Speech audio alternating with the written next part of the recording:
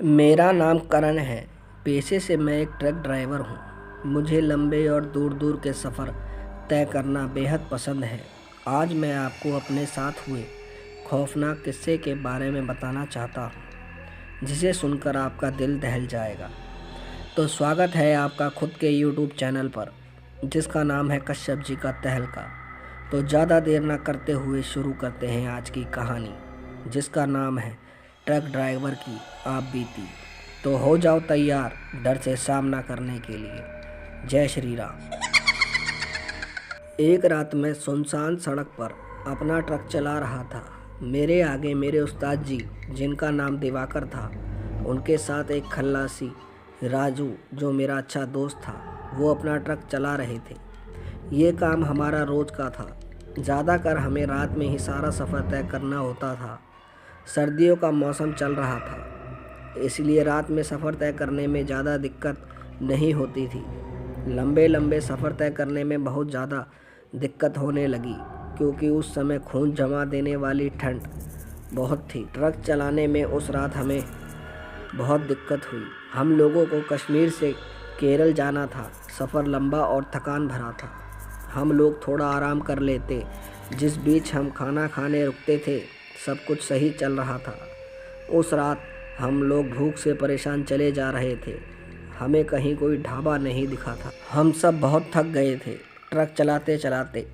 कहते हैं ना, भूख में नींद नहीं आती, पर ना जाने क्यों मुझे बार बार नींद की झपकें आ रही थी, जिस कारण ट्रक चलाने में बहुत दिक्कत हो रही थी। जैसे तैसे मैं ट्रक चलाता हुआ कुछ ही दूर गया होऊंगा, तभी मुझे एक ढाबा दिखा। मैंने फटाफट उस ढाबे पर अपना ट्रक लगा दिया।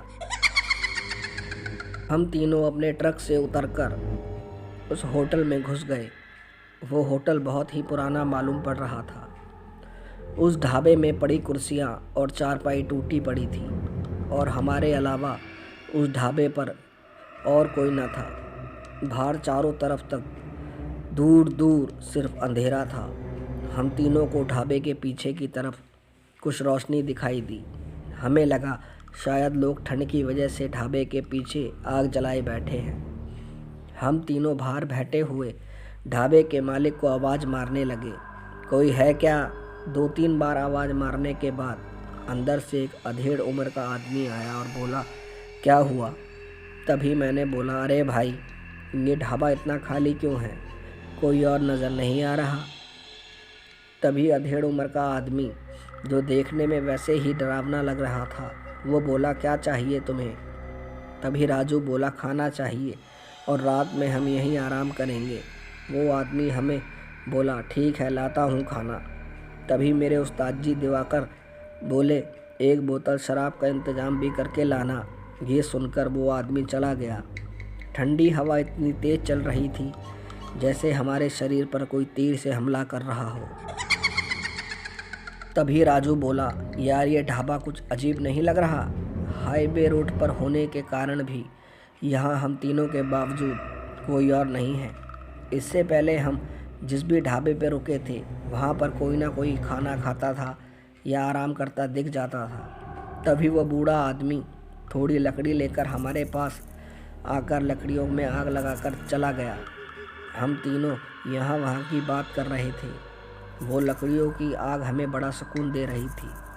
तभी मेरे उस्ताद जी दिवाकर की नज़र झाड़ियों के पास खड़े एक ट्रक पर गई, जिसे देख के वो बोले, पता नहीं ये ट्रक किसका है, कहाँ होगा इसका ड्राइवर? मैं बोला, उसका ड्राइवर कहीं ना कहीं तो होगा। हम तीनों लकड़ियों पर हाथ ताप रहे थे। मुझे लगा दिवाकर उस्ताद जी कोई बात सोच रहे हैं। मैं बोला, क्या हुआ उस्ताद जी, कहाँ खो गए?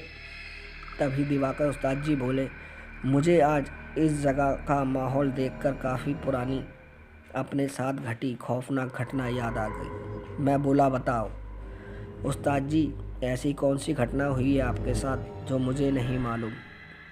उस्ताद जी बोले, सुनो, मैं एक रात ऐसी ही ठंड में चेन्नई से पंजाब जा रहा था। तभी वो अधेड़ उम्र का आदमी पानी और खाना लेकर आ गया। शायद उसने हमारी बात सुन ली थी। वो बोला, क्या मैं भी सुन सकता हूँ कि कौन सा खौफनाक हादसा तुम्हारे साथ हुआ था? तभी उसने शराब की बोतल हमारे सामने रख दी। हम तीनों ने थोड़ी थोड़ी शराब पी ली और खाना खाने लगे। दिवाकर उस्ताद जी खाते खाते बोले, उस अधेड़ उम्र के आदमी से, ठीक है तुम भी सुन लो। उस्ताद जी बोले, उस रात भी ऐसी कड़कती ठंड पड़ रही थी जो खून को जमा दे। कोहरा इतना था कि कुछ आसपास नहीं दिख रहा था। सुनसान रास्ते पर मैं चला जा रहा था। तभी मेरा ट्रक खड़खड़ करता हुआ रुक गया। मैं डर गया। इतने सुनसान रास्ते पर अगर ट्रक खराब हो गया तो बहुत दिक्कत हो जाएगी। उस समय मोबाइल फ़ोन भी नहीं होते थे कि किसी को अपनी मदद के लिए बुला लूं। मैं ट्रक से नीचे उतरा तो कोहरा शायद और बढ़ गया था, जिस कारण मुझे ज़्यादा कुछ नहीं दिख रहा था। मैंने अपने ट्रक को बहुत स्टार्ट करने की कोशिश करी, पर ट्रक स्टार्ट नहीं हो रहा था। मैं ट्रक से जैसे ही नीचे उतरा तभी बड़े बड़े पेड़ बहुत तेज़ी से हिल रहे, पर मुझे कोई हवा नहीं लग रही थी। मुझे डर सा लगने लगा। मैं अपने ट्रक में वापस चढ़ ही रहा था, मुझे किसी के रोने की आवाज़ अपने आसपास से आ रही थी। मैंने अंधेरे में बहुत देखने की कोशिश करी, पर कोई ना दिखा। मैं वहाँ आवाज़ मारने लगा, है कोई यहाँ? क्या हुआ? क्यों रो रहे हो? पर रोने की आवाज़ साफ साफ सुनाई दे रही थी। मेरी बात का किसी ने कोई जवाब ना दिया। चारों तरफ से जंगली जानवरों की आती आवाज़ उस माहौल को और भी डरावना बना रही थी। मैं जंगल में थोड़ा अंदर ही गया था कि रोने की आवाज़ मेरे पीछे से आने लगी। डर के मारे मेरे रोंगटे खड़े हो गए। शरीर बुरी तरह कांपने लगा, क्योंकि मैंने पीछे मुड़कर देखा तो कुछ झाड़ियों के बीच में से कोई बैठे हुए हल्का हल्का दिख रहा था। डर के मारे मेरे पसीने छूट गए, क्योंकि मैं उस तरफ से ही आया था। हल्का हल्का देखने में मुझे वो किसी लड़की के जैसी लग रही थी, और उसकी आवाज़ सुनकर तो पक्का था कि वो लड़की है। वो बहुत रोए जा रही थी। मैं डरते डरते उसके पास गया। वो शादी के लाल जोड़े में थी। उसने अपना मुंह ढक रखा था। मैं डरते डरते उससे बोला, क्या परेशानी है आपको? क्यों रो रही हो? और इस सुनसान जंगल में क्यों रुकी हो? वो कुछ ना बोली। मैं फिर बोला, क्या हुआ? क्यों रो रही हो? थोड़ी देर में वो बोली, मैं शादी करके अपने पति के साथ उसके घर जा रही थी। तभी कुछ लोगों ने हम पर हमला कर दिया, सबको मारकर लूट लिया। तब से मैं यहाँ अकेली भटक रही हूँ और रोने लगी।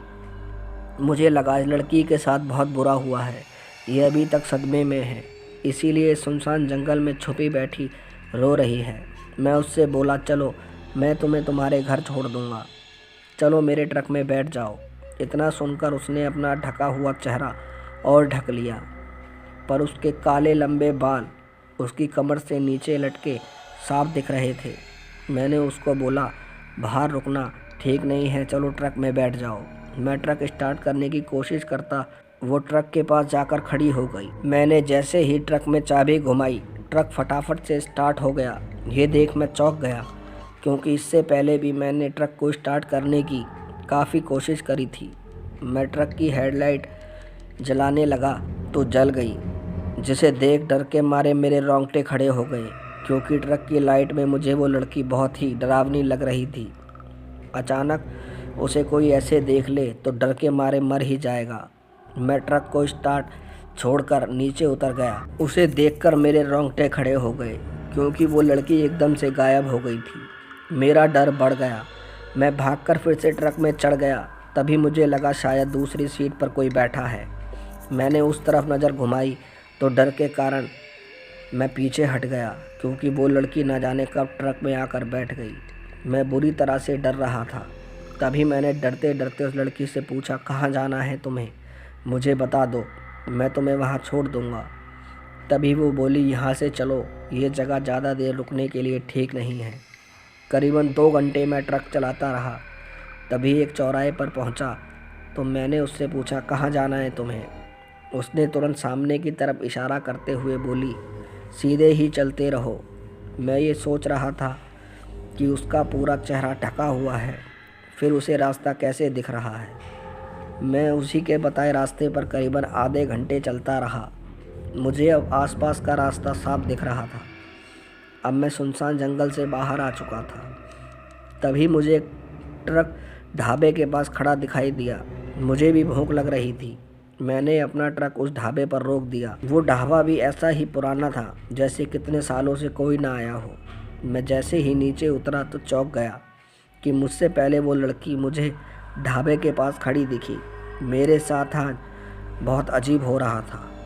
मैंने ढाबे में आवाज़ मारी तो एक छोटी उम्र का लड़का बाहर आया और बोला, क्या हुआ साहब? मैं बोला, खाना लिया और थोड़ी सी शराब मिल जाए तो ठीक होगा। वो हाँ में सर हिलाता हुआ चला गया। जब वो खाना लेकर आया तो वो सिर्फ एक आदमी का खाना और शराब लेकर आया था। मैं बोला, बेटा इस मैडम के लिए भी कुछ खाने को ला दो। इतना बोलकर मैंने उस लड़की की तरफ इशारा किया तो मेरे रोंगटे खड़े हो गए, क्योंकि अब वो वहाँ नहीं थी। उस लड़के ने पूछा, कौन सी लड़की? मुझे तो यहाँ कोई नहीं दिख रहा। मैंने उसे अपने साथ हुई सारी बात बताई। फिर जो उसने मुझे बताया, जिसे सुनकर मेरा कलेजा डर के मारे हलक में आ गया। वो बोला, मेरे दादाजी बताते हैं उस जंगल से करीबन 50 साल पहले एक बारात गुजर रही थी। लुटेरों ने सबको मारकर सब कुछ लूट लिया। तब से उस जंगल से गुजरने वालों का प्रेत किसी ना किसी को दिख ही जाता है।